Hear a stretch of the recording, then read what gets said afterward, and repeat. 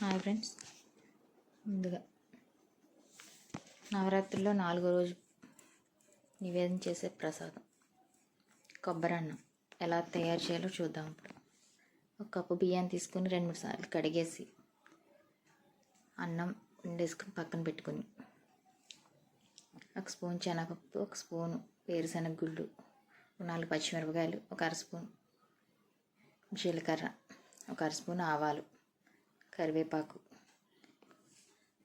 అన్నీ రెడీగా పెట్టుకొని, ఒక 2 స్పూన్లు ఆయిల్ వేసుకుని ఇవి వేయించుకోవాలి దోరగా.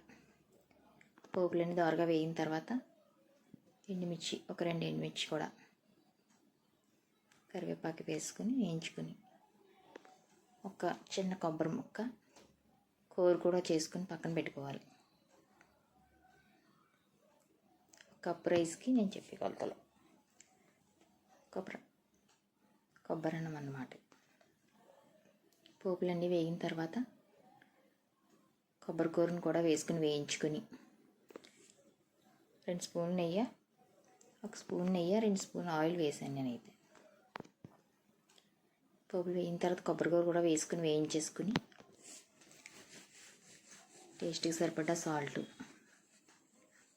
మనం ముందుగా వండేసి పక్కన పెట్టుకున్న రైస్ని కూడా ఇప్పుడు కొబ్బరి కూర లైట్గా వేగిన తర్వాత ఆ రైస్ కూడా వేసుకుని వేయించేసుకుంటే ఎంతో రుచిగా సింపుల్గా అయిపోయి కొబ్బరి అన్నం రెడీ అయిపోతుంది. 4వ రోజు ప్రసాదంగా ఇది పెడతారు అమ్మవారికి. మన ఇష్టం, ఏదన్నా పెట్టచ్చు అమ్మవారికి. నేనైతే ఇలా పెడతాను.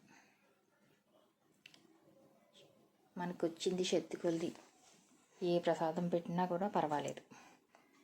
భక్తితో చేసినప్పుడు మనం పాలు పళ్ళు పెట్టినా సరే అమ్మవారు స్వీకరిస్తారు. కొబ్బరికూర కూడా వేసుకున్నాం, వేగిపోయింది.